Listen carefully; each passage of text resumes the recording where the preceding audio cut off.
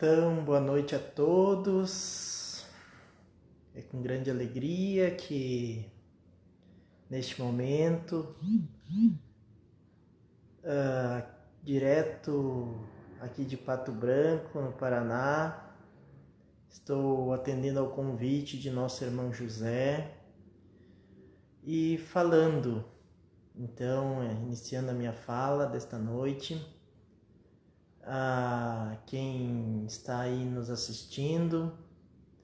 Então, vamos iniciar com uma prece, que é o meio que nos liga ao nosso Criador, que podemos assim contar com o auxílio dos amigos espirituais e com certeza sem eles não conseguiríamos falar de uma doutrina tão bela e tão esclarecedora. Então, nesse momento, convido a nossos irmãos, vamos fechar levemente nossos olhos e falarmos assim: Pai, de infinita bondade e justiça, neste momento, rogo-te humildemente a permissão para que possamos, nesses minutos,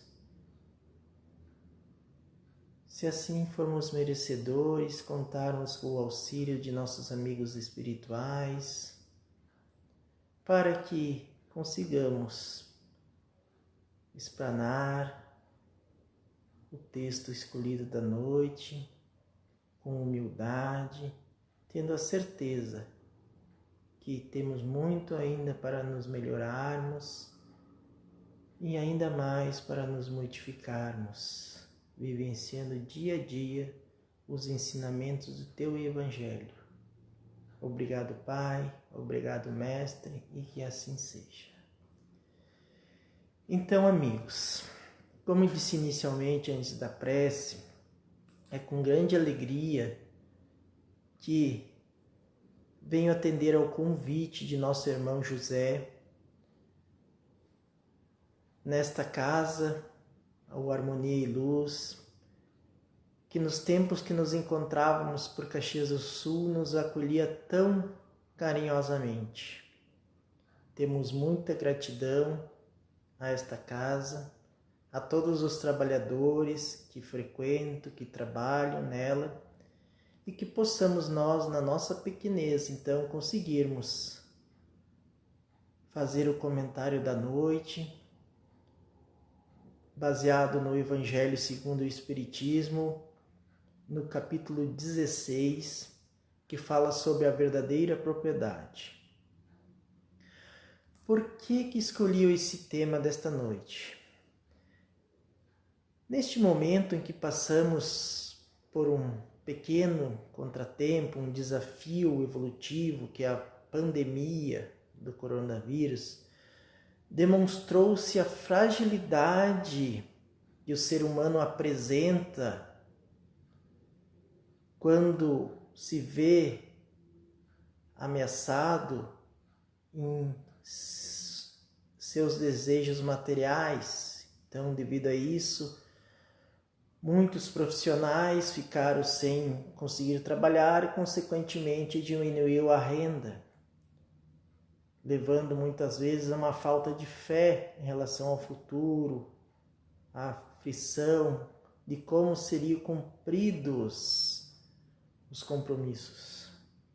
Então eu escolhi o tema da noite, a verdadeira propriedade, justamente porque através desse tema vem nos esclarecer a doutrina espírita que não estamos neste plano de prova e expiação, que já está em meio a uma transição planetária, para sermos escravos dos bens materiais. Somos usufrutuários desses temporariamente.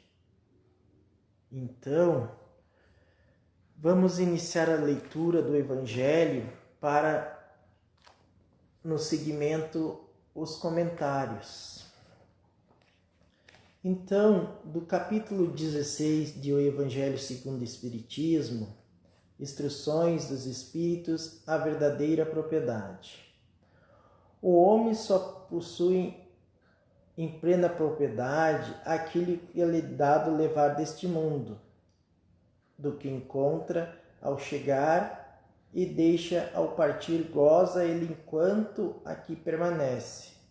Forçado, porém, que abandonar tudo isso, não tem suas riquezas a posse real, mas simplesmente o usufruto.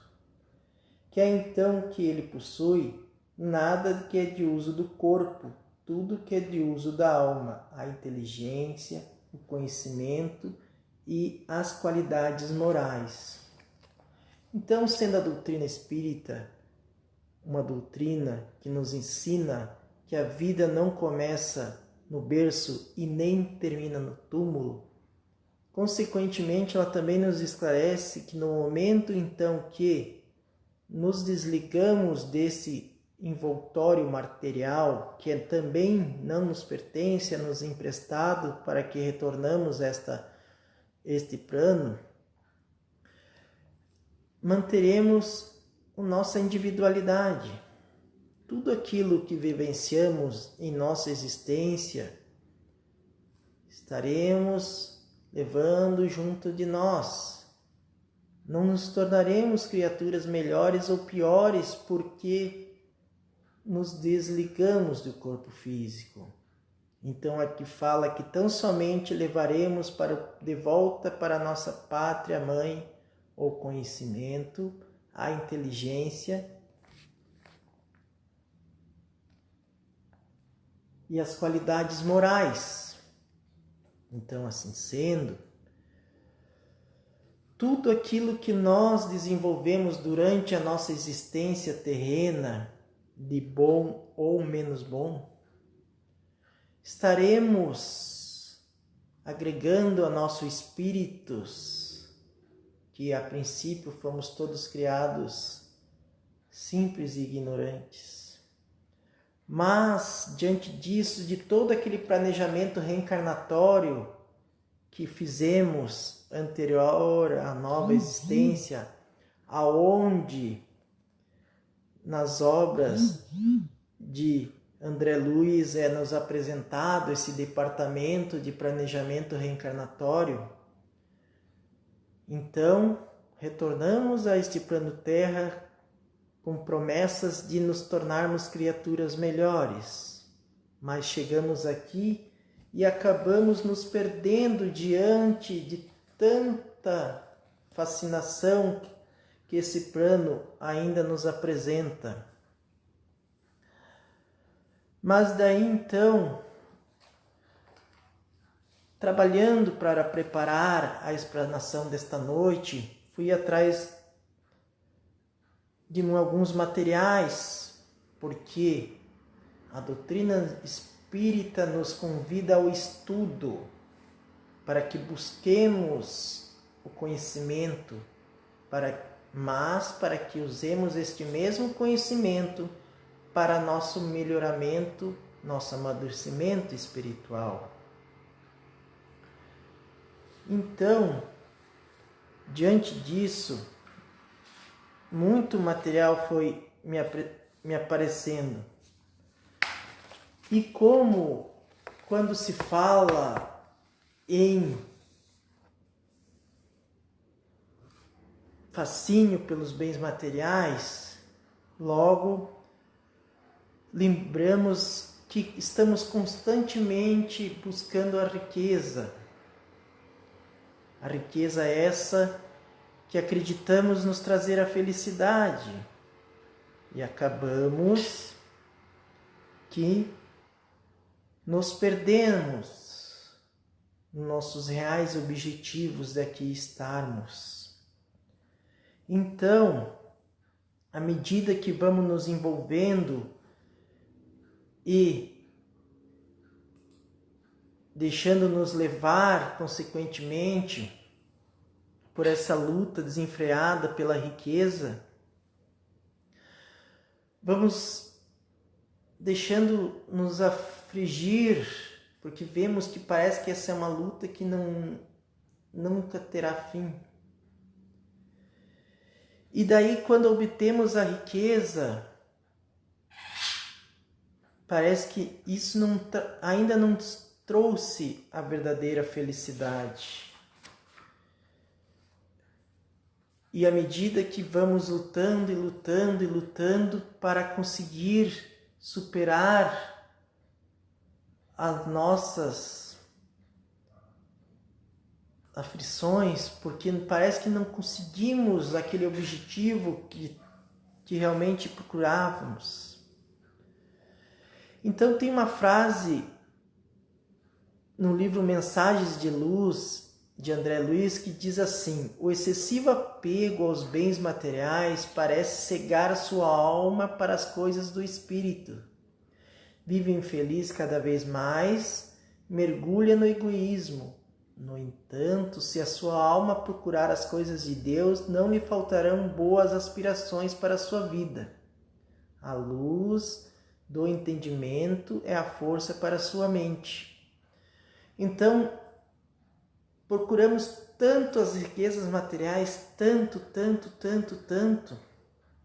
que nos tornamos cegos para as verdadeiras riquezas que deveríamos estarmos buscando, que é o desenvolvimento de nossas virtudes que trazemos em germe, porque assim como somos todos filhos de Deus, consequentemente traremos em nós o DNA da divindade. O próprio Mestre, quando esteve entre nós, disse que poderíamos fazer tudo o que ele fazia e muito mais, basta que quiséssemos. Então, entremos numa luta afetiva entre o transitório e a eternidade.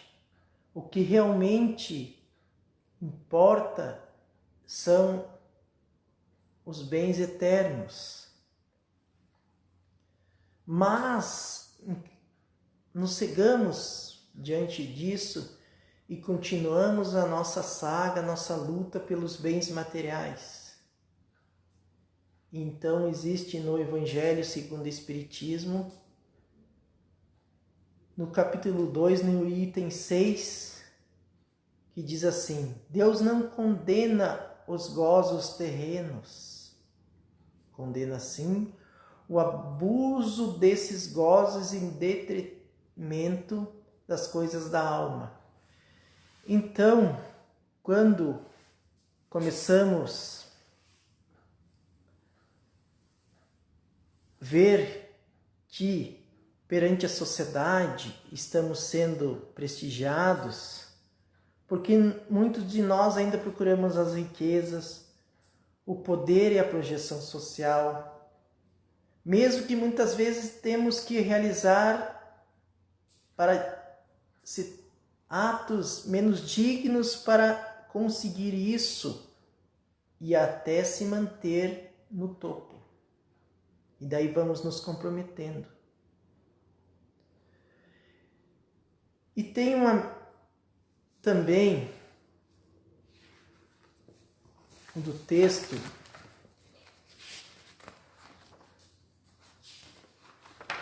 a utilidade providencial da riqueza, provas da riqueza e da miséria, que faz parte desse capítulo que tem como tema principal: não se pode servir a Deus e a Mamon. Que diz assim: porque daí nós culpamos, não, mas eu me perdi, porque a riqueza me subiu à cabeça, porque eu não sabia o que estava fazendo. A culpa é da riqueza. Então diz assim: se a riqueza é a causa de muitos males, se exacerba tanto as más paixões, se provoca mesmo tantos crimes, não a ela que devemos inculpar, mas ao homem, que dela abusa como de todos os dons de Deus. Pelo abuso, ela torna pernicioso o que lhe poderia ser de maior utilidade. É a consequência do estado de inferioridade do mundo terrestre. Se a riqueza somente mais houvesse de produzir, Deus não a teria posto na terra. Compete ao homem fazê-la produzir o bem.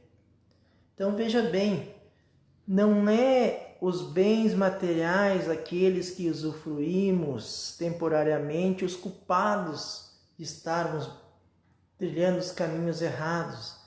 É o destino que damos a esses talentos, que neste mesmo capítulo tem a parábola dos talentos, aquela que o Senhor foi viajar e deixou alguns talentos, determinada quantidade para cada um dos seus servos. E quando ele retornou, cada um tinha tomado uma providência. Então, vejam bem, não é os bens materiais que causam a nossa derrocada. É a maneira que agimos quando temos esse em nossas mãos. Porque em Mateus capítulo 6, versículo 21, diz assim: porque onde estiver o vosso tesouro, aí também estará o vosso coração. Então, muitas vezes nós damos tanta ênfase aos bens materiais que acabamos esquecendo que não estamos aqui para ser instrumentos escravos dos bens materiais, mas também diz em uma mensagem que eu peguei na redação do Momento Espírita, que diz assim: o erro reside em centrar nas coisas mundanas toda a atenção e detrimento dos próprios interesses eternos. Então veja bem, damos tanta atenção a esses bens materiais que acabamos esquecendo a busca pelo despertar de nossas consciências que a doutrina espírita tanto nos convida. Em uma frase do Chico Xavier, um grande exemplo de humildade que viveu com tão pouco, mas perante a espiritualidade carregava grande riqueza espiritual. Então ele diz assim: o problema do homem é o excessivo apego ao que é transitório. Falta-lhe desenvolver o senso de eternidade. Então, vivemos desesperadamente atrás do que é material. Perdemos noite em claro. Nos afastamos de nossas famílias. Tudo em nome do dinheiro, dos bens materiais. Mas como falei anteriormente, Deus não condena, porque existe a lei do progresso, que faz parte da terceira parte do Livro dos Espíritos. Mas ali também diz que devemos usar as nossas riquezas, tanto no Evangelho como no Livro dos Espíritos, para o progresso da humanidade. Mas infelizmente nos perdemos no orgulho, nos perdemos acreditando-se nós sermos superiores. Existe uma história muito divulgada no meio espírita de uma princesa que toda noite antes de dormir ela olhava pela janela do seu castelo e dizia: eu sou portadora de grandes riquezas e tenho muitos servos que me servem.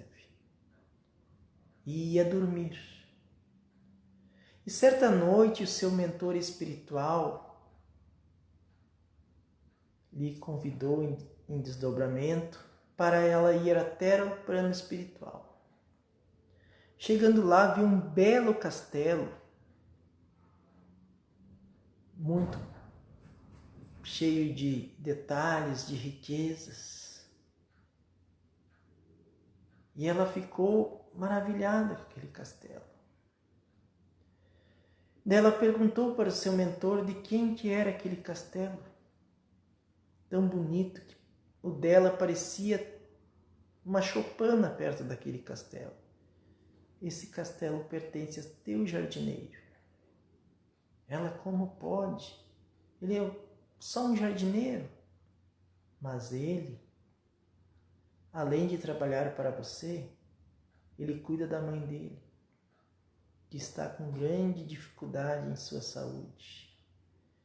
E parte do seu salário que ele recebe, ele ainda investe em alimentos e necessidades aos mais pobres. Mais adiante, seguiram e viram uma casinha bem miserável, caindo aos pedaços.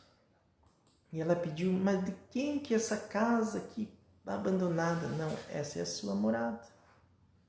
Ela ficou admirada, mas não pode, sou uma princesa, sou muito rica, tenho um castelo maravilhoso. Mas é isso que você fez, é o merecimento. E no outro dia ela acordou, passou pelos seus servos e cumprimentou-os com alegria. Até os servos se olharam, a princesa tá louca, cumprimentou a nós, ela nunca cumprimenta. E ela foi até o jardineiro. E lá começou a conversar com o jardineiro. E o jardineiro começou a lhe falar sobre Jesus, sobre o Evangelho. E ela foi se encantando com aquelas histórias.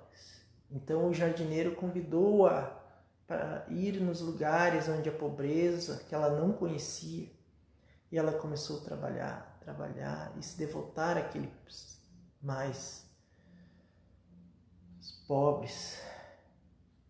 E passou muitos anos e o jardineiro desencarnou. E ela continuou seguindo com aquele trabalho de beneficência aos menos favorecidos. E ela também passou os anos e desencarnou. E quando ela retornou então pela espiritualidade, lá estava um castelo maravilhoso, todo ornamentado, mas uma coisa assim, quase que não se tem palavras para descrever. Daí ela perguntou de quem que era aquele maravilhoso castelo. E quem veio lhe receber para responder foi o jardineiro. Isso foi o que você conseguiu construir com teus atos. Então veja bem, claro, que nós aqui nessa história não estamos induzindo as pessoas a fazer o bem para buscar recompensas. É uma história figurativa que representa o que podemos construir no plano espiritual se realmente buscarmos a modificação. Então, neste momento, somos despertados de forma diferente a buscar as riquezas morais, que são as nossas virtudes que, como já disse, trazemos em germes.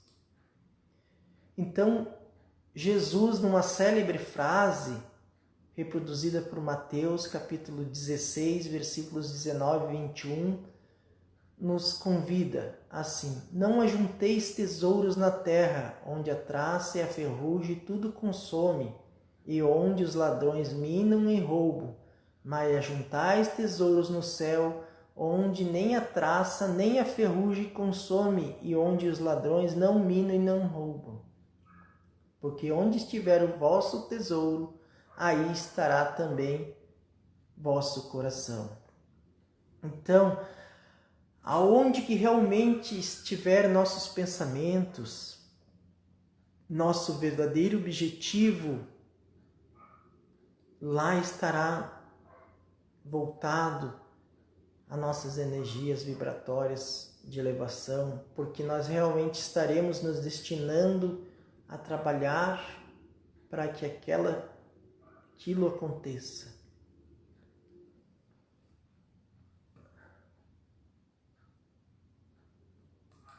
Mas o que são as verdadeiras propriedades, então, que é o tema desta noite? São os nossos sentimentos elevados em relação ao nosso próximo, a caridade que fizemos. Então, vamos lembrarmos de Chico Xavier: São Francisco de Assis. Esse espírito que, aliás, está trabalhando junto à falange de espíritos de alta hierarquia espiritual para a transição planetária que está acontecendo. Quem ler os livros Transição Planetária e Amanhecer de Nova Era vai compreender a importância do papel de São Francisco de Assis nesse processo. E, em resumo, as verdadeiras propriedades é todo o amor que cultivamos. Todos os ensinamentos de Jesus, toda a moral que está inserido no Evangelho, o Evangelho segundo o Espiritismo é baseado no amor e na humildade. Quantas vezes Jesus foi acusado, foi traído por aqueles que se diziam, seus discípulos que diziam que o amavam muito e mesmo assim não se deixou abalar. Foi buscar Judas nos confins dos umbrais. Confiou a Pedro, aquele que o negou 3 vezes no Cantar do Galo, para que conduzisse os discípulos. E nós, se isso nos acontecesse, com certeza nós não teríamos a mesma conduta.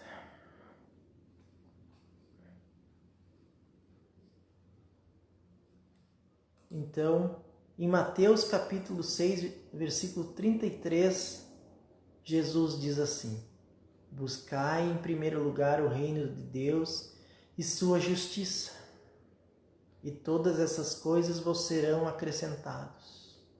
Então, não nos preocupemos tanto com o material, que tem uma passagem no Evangelho que diz que se até mesmo os pássaros, que nada contribui, Deus, nosso Pai, não nos deixa lhes faltar nada. Imagina nós que trabalhamos, que já estamos um pouquinho mais evoluídos, que este não fará por nós. Pois qual o pai que seu filho, pedindo uma pedra, não lhe dará um pão? Então vamos começarmos a ter mais consciência de nossas ações, não sermos tão preocupados em adquirir, pois em uma mensagem intitulada Bens Materiais, do livro As Leis Morais da Vida, do médium Divaldo Pereira Franco, pelo espírito de Joana de Ângeles, diz assim: um dia sem que queirais deixarás todas as coisas e valores ante o impositivo da desencarnação, seguindo contigo apenas os valores morais legítimos, decorrente dos bens materiais que convertessem em esperança, alegria, progresso e paz. Qual o semeador de estrelas que, após transitar por um caminho de sombras, conseguiu transformá-lo numa via láctea de brilhantes celestes? Então, não sejamos tão preocupados, sejamos sim gratos por aquilo que o Pai nos permite usufruir em nosso dia a dia. E então, para encerrar, quero ler uma historinha que peguei no Redação do Momento Espírita, com base em uma história extraída do livro Florações Evangélicas pelo espírito Joana de Ângeles, psicografia de Divaldo Pereira Franco. A história diz assim: Viver com desprendimento. Conta-se que Diógenes destacou-se entre os sábios gregos e chegou a ser professor de Alexandre da Macedônia. Um dia começou a questionar os costumes do seu tempo e as necessidades dos bens materiais. Resolveu adotar uma vida totalmente desprendida e ficou morando dentro de uma barrica, tendo para seu uso pessoal somente uma cuia com água. Depois de algum tempo, descobriu que nem mesmo da cuia ele precisava, pois, usando suas 2 mãos, poderia pegar a água para beber ou para limpar-se. Jogou a cuia fora. Quando Alexandre invadiu a Grécia, fez questão de visitar aquele seu antigo professor. Encontrou-o sob o sol, junto à barrica, entregue aos próprios pensamentos. Ele disse: "Você já deve saber que conquistei a Grécia e que todas essas terras agora fazem parte do meu império. Como você foi meu professor e sempre o admirei, quero recompensá-lo de alguma forma. Diga-me, o que você deseja?" Houve um momento de silêncio. Alexandre e todos os integrantes de sua escolha aguardavam com curiosidade a resposta do filósofo. "Posso pedir mesmo?" disse Diógenes. "Sim, peça. O que deseja é que você saia da frente do sol, pois está impedindo que seus raios quentes toquem meu corpo."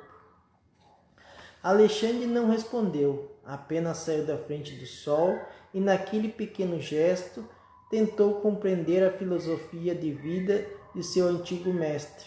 Olhou mais uma vez para Diógenes em sua barrica, olhou para seus soldados, tomou as rédeas de seu cavalo e seguiu seu caminho, rumo à conquista da Ásia. Incontestavelmente, o desprendimento dos bens terrenos é uma necessidade lógica. É verdade que ninguém precisa desprezar os bens que conquistou com o próprio esforço, pois esses constituem legítima propriedade. No entanto, é preciso treinar o desprendimento desses bens que um dia ficarão sob o pó da terra.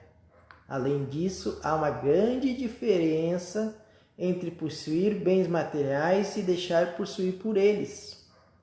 Conforme afirmou o grande pensador, o tesouro do sábio é a sua mente, e o do tolo são os seus bens. Sim, porque o verdadeiro tesouro é aquele que podemos levar conosco para onde formos, inclusive na viagem de volta ao mundo espiritual. Assim, os bens materiais e todos os recursos estão em nossas mãos, sob nossa administração temporária. Devem servir para fomentar o nosso progresso e também o daqueles que convivem conosco, parentes ou não.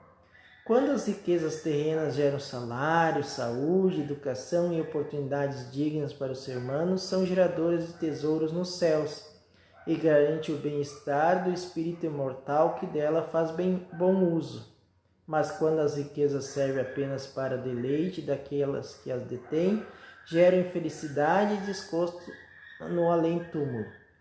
O homem moderno, levando pela sede de conquistar mais e mais, esquece de si mesmo, conquista o sistema solar, mas perde a paz, descobre o mecanismo da vida e despreza a própria existência, realiza incursões vitoriosas nas partículas que compõem o átomo, mas desagrega-se interiormente, sonha com amor e se entorpece nas paixões infelizes.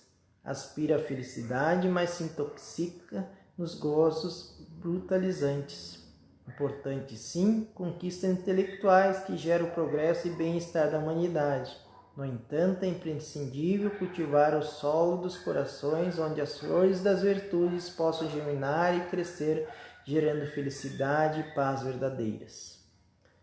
Então, depois dessa mensagem belíssima, que fala tudo aquilo que parece que nós ainda fizemos e todo o antídoto para realmente refletirmos no que estamos fazendo. Então, eu peço perdão a todos se eu não pude ser bem claro.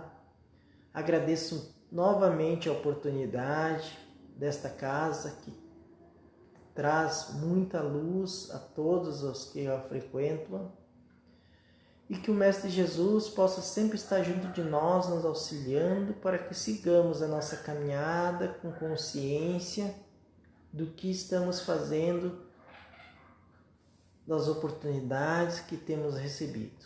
Então, neste momento, convido a todos novamente, vamos fechar nossos olhos, vamos mentalizar o Mestre Jesus e nosso Pai que é Deus.